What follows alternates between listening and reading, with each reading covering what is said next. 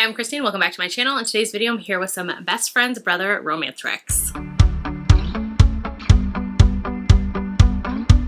So I recently reread Romancing Mr. Burgon by Julia Quinn, which is the fourth book in the Bridgerton historical romance series, as well as it is going to be the third season of the Bridgerton Netflix adaptation as well. So I reread that in preparation for season 3 of the show, and this really got me in the mood for just like recommending best friends brother romances, because that is totally what Romancing Mr. Burgon is as well. So this is a trope that I really do love, and I thought it'd be fun to share some recommendations for this trope as well. This is going to be going up on the week that the Bridgerton season 3 drops, so I'm just posting like all of the kind of Bridgerton themed content this week, so hopefully enjoy and hopefully you pick up some books from this recommendation video. I think I have about 16 books to recommend today, so as always, if you ever want to see more of my thoughts or my full reviews on any of these books, I do review every book that I read on Goodreads. You can always get to my Goodreads, that is linked in the description of all of my videos. But yeah, without further ado, let's just get into the books. So first up, like I said, the one that inspired this video is Romancing Mr. Burgon by Julia Quinn. So this is a historical romance series, and like I said, this is the fourth book in this series, and this one is between Colin and Penelope, and I really enjoyed this book. I feel like this book, maybe it's an unpopular opinion to enjoy these characters and this book, but I really enjoy them. So basically in this book, Colin and Penelope have grown up kind of around one another. Penelope is best friends with Colin's sister Eloise. So she first meets Colin when she's a teenager, and she kind of has this like instant kind of like teenage crush for him. And he actually has a friendship with her as well, but he always just kind of sees her as a friend or sees her as his younger sister's best friend. And so he doesn't really like cross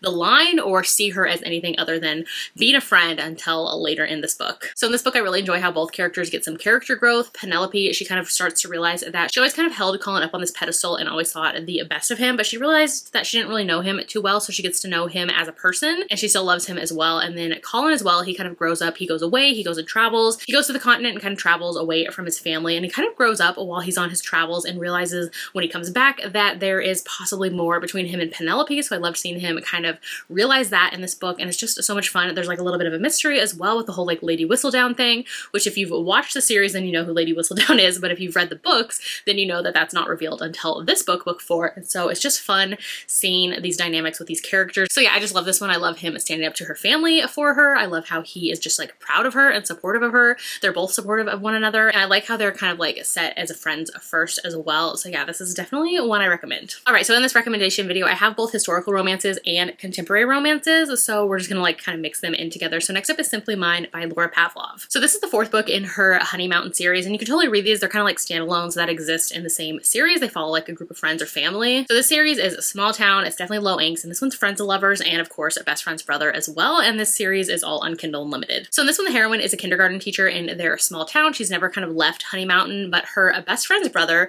he's older and he did leave town. He went off and became a successful architect, and now he's back in town, and he was actually her first crush. He was her first kiss when she was younger, and so now that he's back in town, they kind of kick off into their friendship again. Like I said, this one is low angst, and so we kind of get to see these characters just slowly start falling for one another, and they become a sort of like friends with benefits situation as well while he's in town, which of course is going to lead to more. Next up is The Right Move by Liz Tom Ford. This is one of my favorites, easily my favorite in the series as well. This one is a sports romance where the hero is actually an NBA basketball player, and the heroine is actually a flight attendant for an NHL hockey team. The heroine as well, she is best friends with the hero's twin sister, who is the heroine of book 1, so you kind of already get to see the setup of these characters in that book, but you could totally read this as a standalone as well. This one, not only is it sports romance, best friend's brother, we also get forced proximity because the heroine becomes the hero's roommate. We get fake dating. This one kind of kicks off with the heroine returning home from a flight, and she realizes that her long-term boyfriend is cheating on her, so she needs a new place to stay, and her best friend is like, well, you should go and live with my brother. He has an extra room. And so that's how she kind of comes to be living with the hero, who at first he's kind of like not really wanting anybody in his space, but he would do anything for his sister that he's really close with. And so he's like, okay, sure, she can become my roommate. I love down here, they're complete opposites. The hero is definitely more of a loner. He'd rather be alone and spend time solo, where the heroine is more of a social butterfly. I love seeing him kind of slowly realize that he's falling for her. The chemistry is so good between them. Like I said, this has fake dating as well, because the hero, he is the captain of like his basketball team, and kind of the teammates and his coach as well is like, hey, you're kind of not like giving the right vibe of kind of being a team player or having like other things outside of work or like your career, so maybe you should like meet some more. He's like, oh, well, I have a girlfriend right here. And so he kind of like pulls the heroine into it. I'm just obsessed with this one so much. The hero is top tier hero material. I love how he's so protective of his loved ones and super caring. The heroine as well has always been like a nurturer and taking care of others. And these two like paired together are so, so good. The hero as well just has this like quiet way, a quiet love of how he shows his love through actions. And it is so good, top tier, highly recommend. Next is Rewrite Our Story by Kat Singleton. So this is her small town romance, and this one is second chance friends to lovers setup as well. Basically in this one, the hero and heroine have been a part of each other's lives for as long as they remember. The heroine is best friends with the hero's sister, and kind of the three of them grew up together and hung out a lot. And it was when they became teenagers that the hero and heroine realized there was more kind of something between them. And so they kind of like started secretly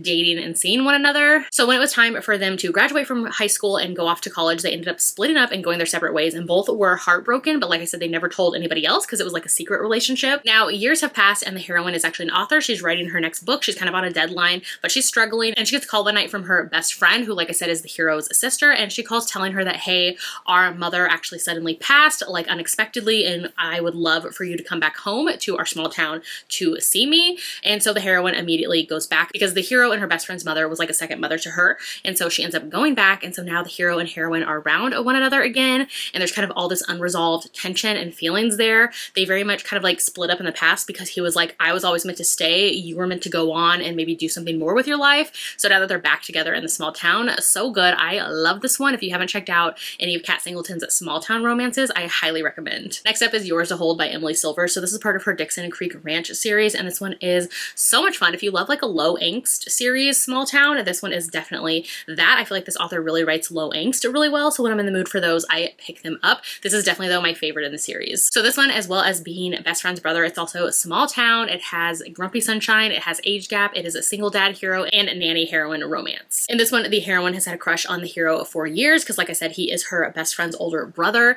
And so now she's back in town for the summer, and she actually starts nannying for him to watch his daughter. And so they are kind of around one another and have all this tension there. We find out that there is some mutual pining because the hero has been totally into her for years as well, but he's never acted on it just because of the fact that she is in his life, that she's a friend of his sister. And so he doesn't want to kind of like cross that line. But now that she is working for him, kind of staying in his place, he can't really keep his distance anymore. They decided to kind of give in and just have this like summer fling while she's there. And of course, you know, it's going to lead to more. And I just really enjoy this one. This one is just super cute and sweet. Like I said, it's on KU. It has some steamy scenes as well. There's also some like sick and caretaking scenes.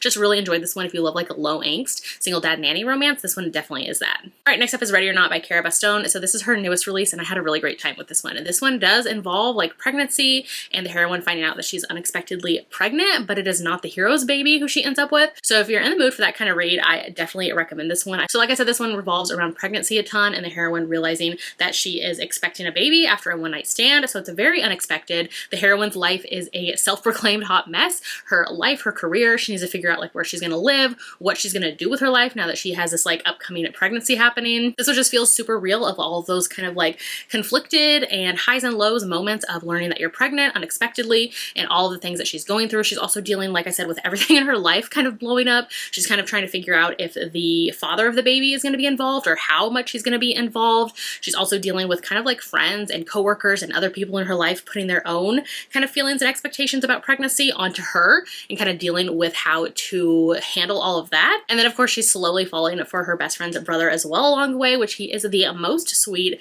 absolute cinnamon roll of a hero, and I love him so much. He is so cute. I love the pining and all of the thoughtfulness and caring that he does towards her and her baby to be. So good. Next is Hang the Moon by Alexandria Belfleur, and if you're in the mood for more of like a rom-com, quirky, fun, cute one, this one is all of that and more. This is one of those stories that will give you all of those kind of like sweet and swoony, delightful, fluffy moments in a romance. The hero in this one is the absolute sweetest as well. I feel like cinnamon roll heroes and this trope kind of go hand in hand. Basically in this one, it kicks off with the heroine. She ends up flying to Seattle to surprise her best friend, but when she gets there, she gets a surprise of her own because her best friend is actually out of town. And so she's like, oh my God, well, I came to surprise you. What am I gonna do? Well, her best friend, the brother, the hero, he lives there as well. And he's like, I will like help you out and take care of you. So in this one, we get some pining because the hero, he like jumps at the chance to help out his sister's best friend because he has always secretly pined for her. The hero in this one, like I said, I love how she is his childhood crush and now he gets to spend time with her. He's the type of person who just loves love. He's like a hopeless romantic. He's even created a dating app. So when he learns that the heroine has not only sworn off dating, but she feels like romance is dead, he's like, oh my God, this is my moment. I need to set out and woo her, take her on all of these like elaborate, iconic platonic, very like rom-com feeling date moments. So I kind of liked how just like very real this one felt, where the heroine isn't looking for love.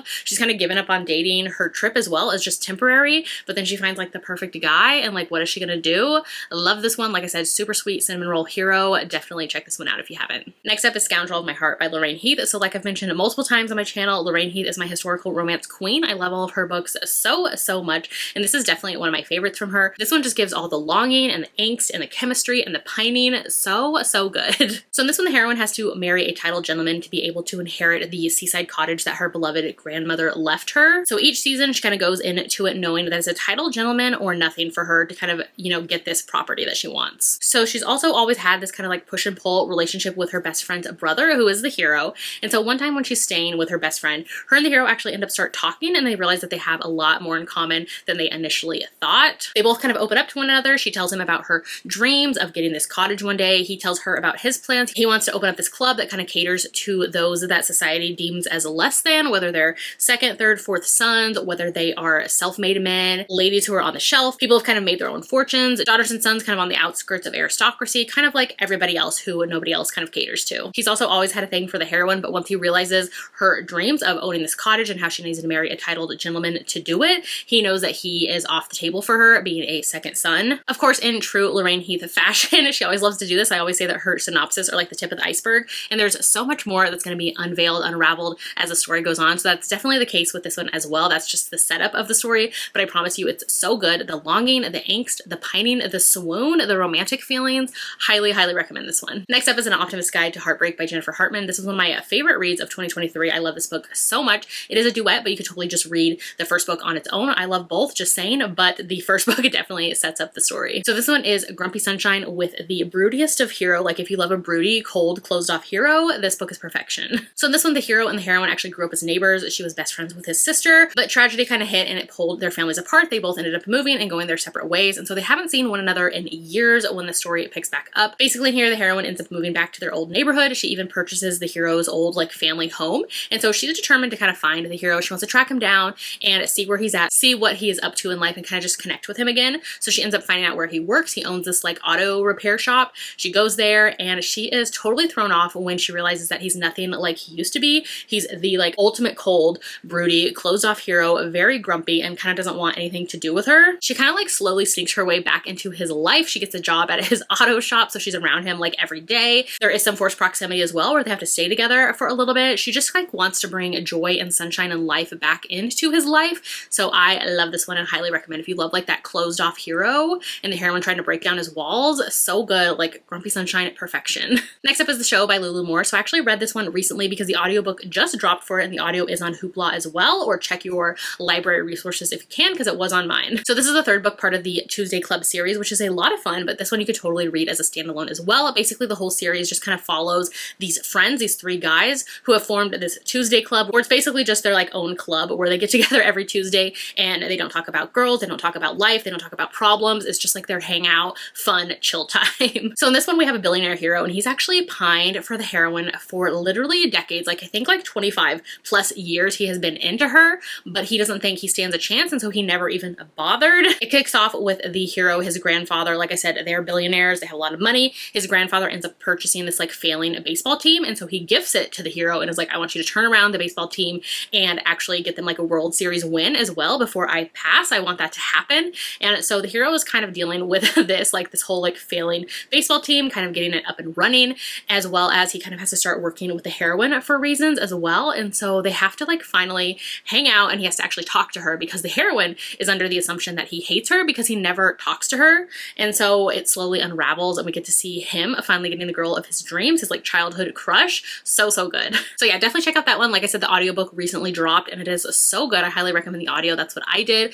I just love this one, especially if you love like the whole like found family, this very like bromance situation with the three heroes getting their books. Definitely so good. So next up is Make Me Hate You by Candy Steiner. So this is one of her kind of, I guess, older ones, kind of around the time when she stopped doing angsty and kind of went into more like sports romances and things she's been writing more recently. But this one is Second Chance, It's Friends to Lovers, and of course a best friend's brother as well. So this one we actually start off in the past with the hero and the heroine actually sharing a night together as teenagers after they have been around one another and been friends for years. Shortly after that, she ends up leaving town right after graduating high school, and it becomes years until they see one another again. So we end up cutting to 7 years later, and the hero and the heroine heroine and the hero's sister were all kind of friends growing up and really close. And so the heroine has stayed close with the hero's sister, who's her best friend. So now her best friend's getting married and she has her obviously come back to town for the wedding. So the heroine comes back, and now, like I said, it's been 7 years later and she's around the hero again because he is, of course, her best friend's brother and so involved in the wedding. So there's a lot of like wedding planning happening and them having to be like forced together and kind of confront their feelings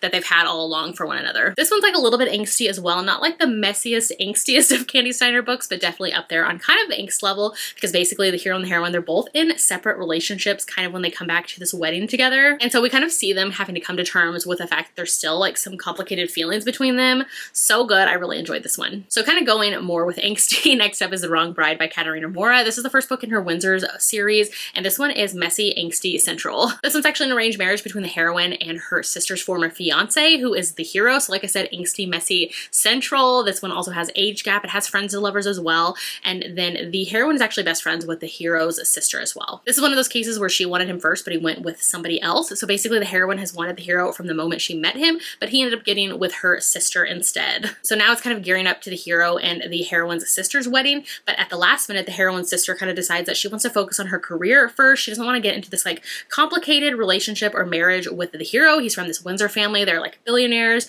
and they have a very much like arranged marriage kind of business proposition set up. And so she's like, you know what? I want to focus on my career instead. So I'm going to put this relationship and wedding on hold. So she kind of breaks it off with him last minute. So the hero, his grandmother, who kind of runs the family's like arranged marriage setup, she's like, I don't care who you marry, you're just marrying one of the sisters of this family. And so the heroine kind of gets pulled in and has to marry him last minute. So this one, yeah, definitely angsty and messy because the heroine is now married to the hero. She's been in love with him for years, but he is still hung up on her sister, his former fiance. Super entertaining. I enjoy this author's books when I'm in the mood for like messy, drama, angsty. This one definitely delivers. All right, next up is Twisted Hate by Anna Huang. So this is part of her Twisted series, and I really enjoyed this one. This is one of my favorites in the series. This one is a hate to love romance where the hero and the heroine have kind of been teased or set up throughout this series, and so this book is finally their book. So we see the hero and the heroine throughout the series. They have this very much like hateful banter, but of course hate and love, you know, that fine line. They definitely walk the line of that. So we get to see a ton of their banter. They actually end up going on a ski trip in this one with their mutual friends. They end up in this like only one bed situation, which I'm always down for. And things kind of like heat up. The hero realizes how good it could be between them, and he kind of offers up this like frenemies with benefits situation,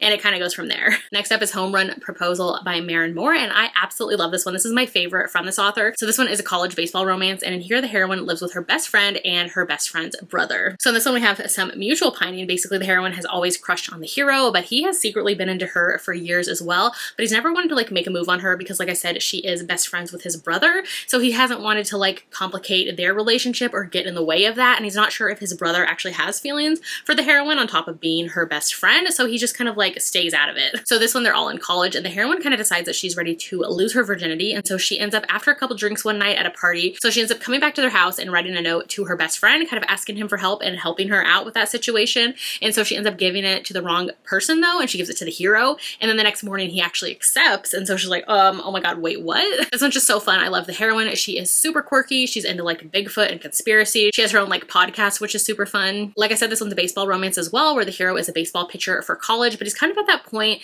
in his life and with his career where he has to decide if this is what he wants to do with his life forever, or if he's kind of done with baseball. So we have that kind of going on as well. So cute and so sweet and so fun. So since I began the video with a Julia Quinn recommendation, let's end it with a Julia Quinn recommendation as well. So this one is The Secret Diaries of Miss Miranda Cheever. This is the first book in her Bevelstoke series. So I read this one actually a couple years ago and I really enjoyed it. Basically, my friend told me that the hero in this one was giving Mr. Rochester vibes, and I was like, that's all I need to know, and I jumped in. Basically in here, the heroine is of course Miss Miranda Cheever, as the title suggests, and she kind of falls in love with her best friend's older brother when she's super young, and her crush and love for him kind of continues on throughout the years. She spends a lot of time with the hero's family and is just kind of always around. So the hero in this one, when the story starts, he's kind of closed off. He's a widower. He was actually in this like kind of complicated, unhappy marriage, and so he's never wanted to kind of put himself in that position again. So he's kind of, you know, thrown off marriage or relationships for himself. I really loved this one. I love a very like closed off, cold, kind of broody hero, if you can't tell, and so the hero in this one is definitely that.